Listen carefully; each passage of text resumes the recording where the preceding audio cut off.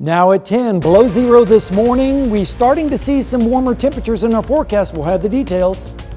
Plus, we'll hear from an area plumber on preventing your pipes from freezing. And some shoppers in southeast Kansas share their reasoning for their last-minute gift buying amidst the freezing cold weather. The 4 states' most watched news starts now.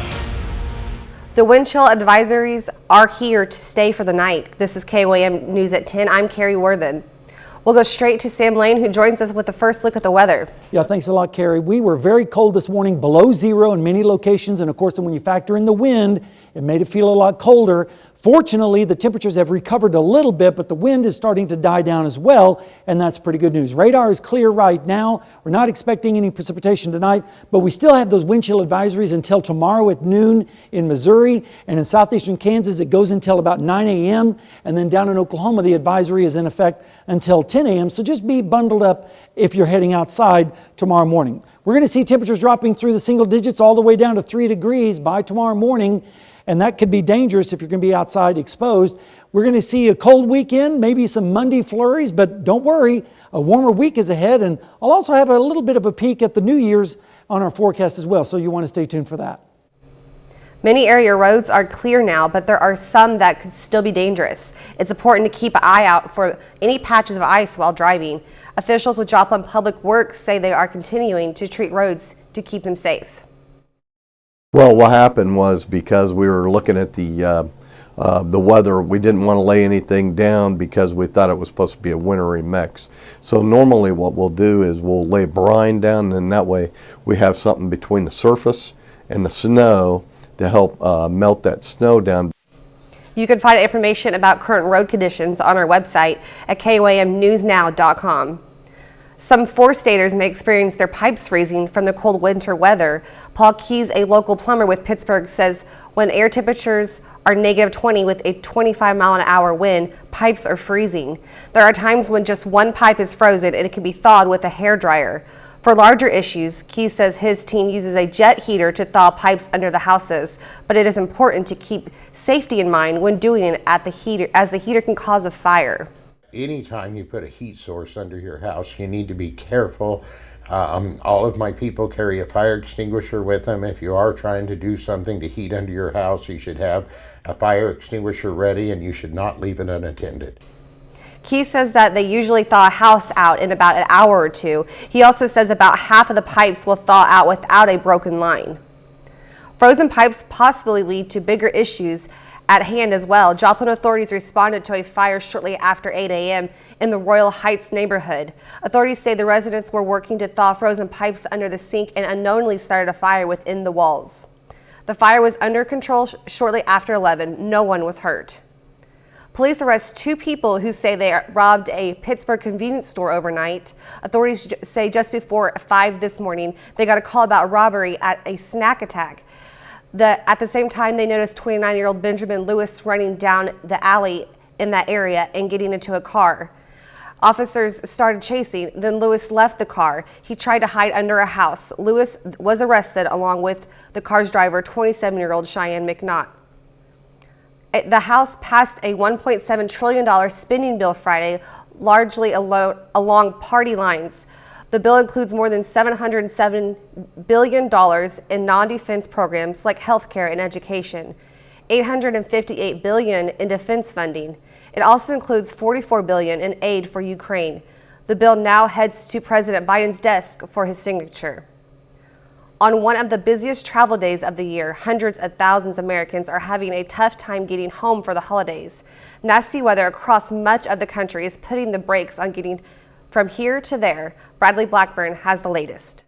More than 200 million Americans are under some form of winter storm advisory heading into the Christmas weekend. While U.S. airports are typically packed this time of year, dangerous weather caused thousands of flight cancellations or delays on Friday. They canceled my flight, and I did get here really early, I left 6 hours before my flight. An ice storm shut down Seattle's SeaTac airport for hours. Just a little helpless. Even in sunny Los Angeles, travelers couldn't take off because of weather delays elsewhere.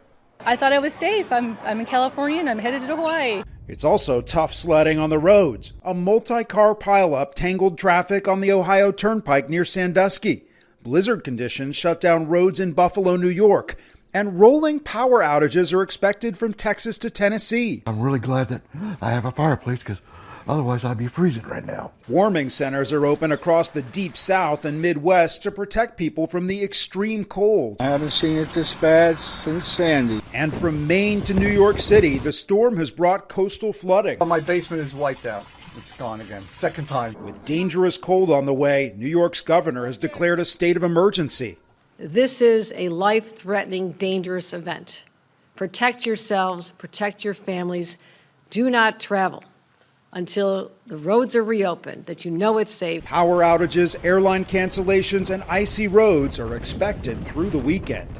Bradley Blackburn, CBS News, New York.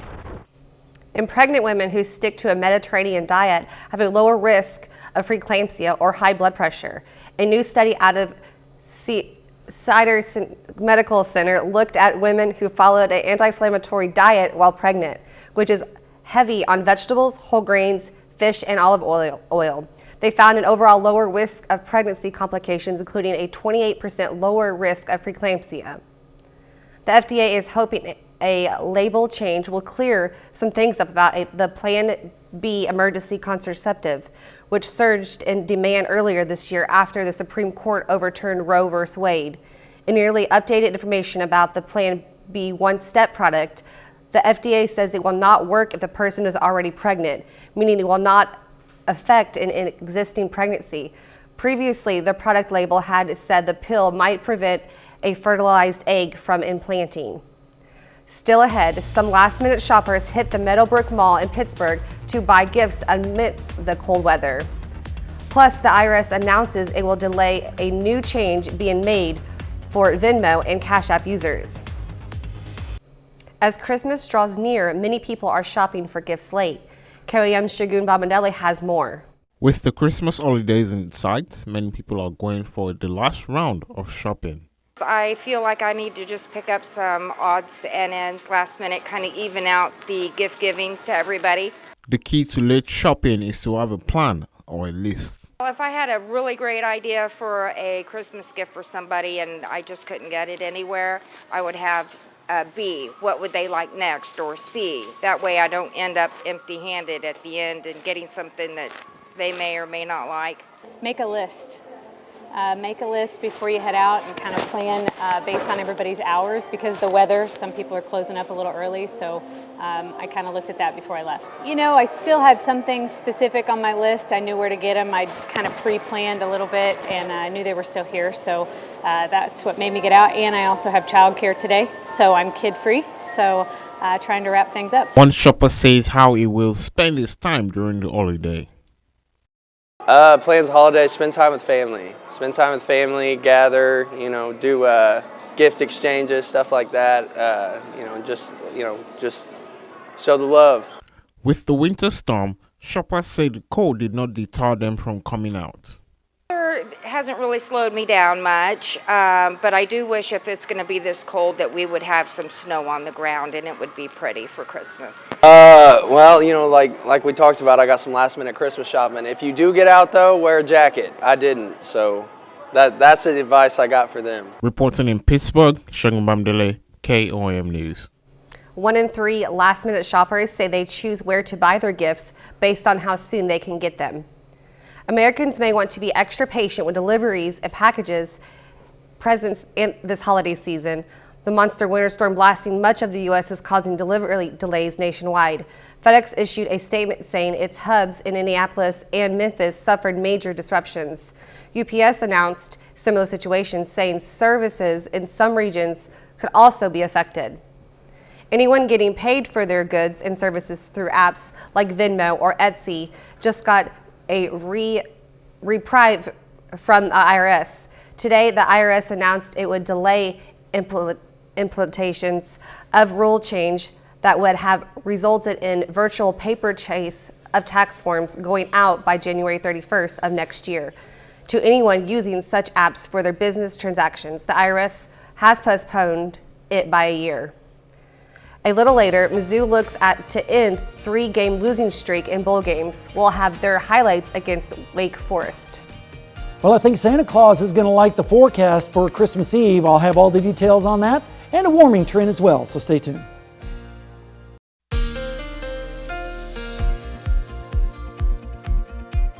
Well, it certainly looks like the North Pole out there, and that also feels it too, with temperatures below zero this morning, and this afternoon we only made it up into the teens. Right now in Seneca, Missouri at the Indigo Sky Casino and Resort, you can see the snowpack there on the parking lot still and across the entire four-state area. So that's going to help Santa out with his sleigh and the reindeer tomorrow night, as the snow is not going to go anywhere anytime fast. Let's take a look at the last 36 hours. You can see the temperatures were in the 40s, but then they rapidly dropped down into the single digits and even below zero.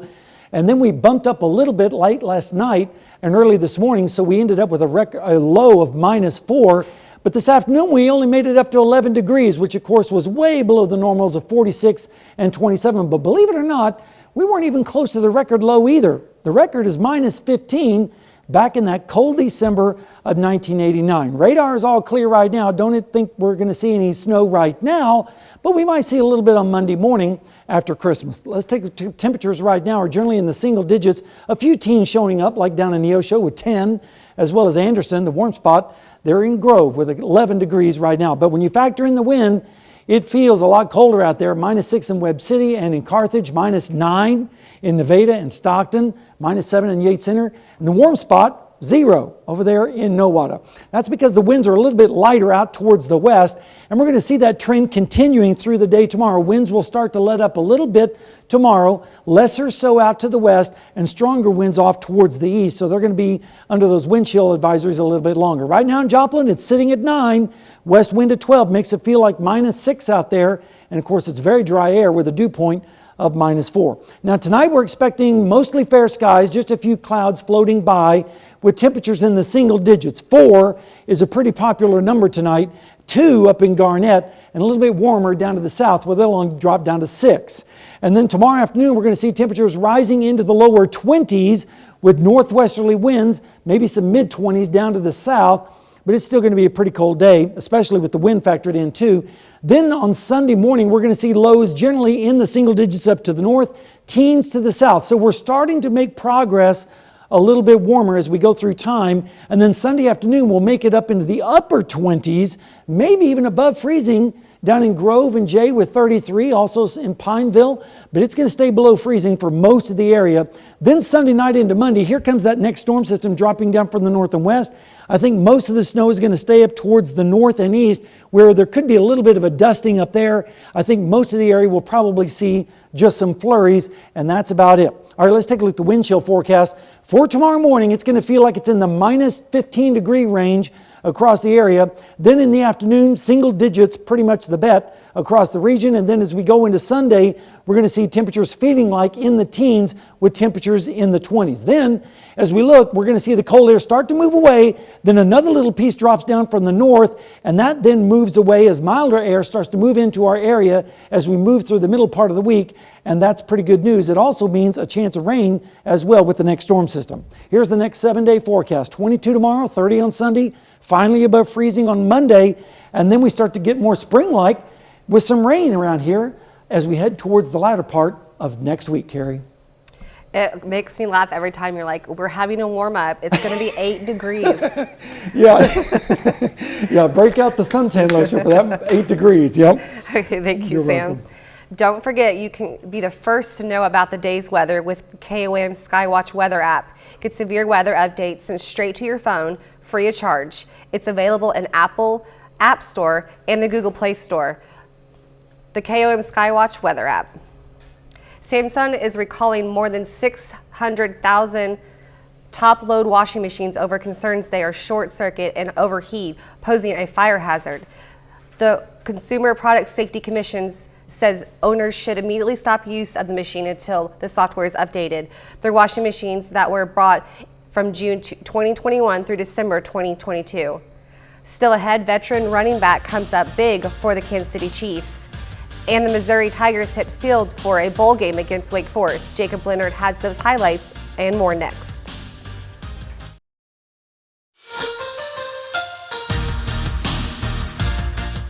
The Missouri Tigers are playing in a bowl game for the second straight season. Mizzou faces Wake Forest this evening in the Gasparilla Bowl in Tampa Bay, Florida. The Tigers 6-6 coming into this one, trying to snap a 3-game losing streak in bowl games. In the first quarter, Sam Hartman finds Taylor Morin in the back of the end zone. Wake Forest touchdown. They go up 7-0. To the second quarter now. Mizzou down 14-3. They get their first touchdown. Look at Brady Cook in big trouble here at the last second. Finds Peanut Houston for the score. Now, Tigers back within one possession. So to the third quarter we go now. Cody Schrader plows his way in for the 4-yard score. Missouri has its first lead of the game with that touchdown, but Wake Forest answers right back. Hartman to Jamal Banks. Hauls it in, got one man to beat. He does it. Wake Forest back in the lead, and they didn't give it up. Missouri falls tonight 27-17.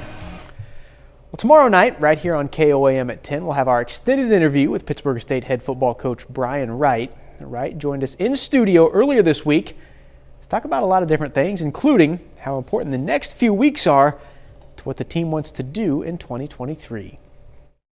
We're building our program and recruiting, whether that be high school guys or transfer guys that maybe are going to come in and have a little bit more of a immediate impact on your program. And once we get back in January, we'll be full go in the weight room and in our off-season program. So critical to your success. And we talk all the time that you win and lose football games in the off-season and kind of behind the lines when nobody's watching.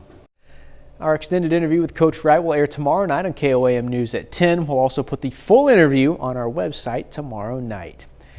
The Kansas City Chiefs are 11-3 this season and have already clinched the AFC West Division title. But with 3 games to go, they're still battling for the #1 overall seed in the AFC playoffs. Now, the Chiefs will be playing at home tomorrow afternoon, hosting the Seattle Seahawks. And for Kansas City, running back Jerick McKinnon has become a huge part of the offense the last 2 weeks. In the last 2 games alone, McKinnon has 256 total yards for the Chiefs, scoring 4 touchdowns along the way.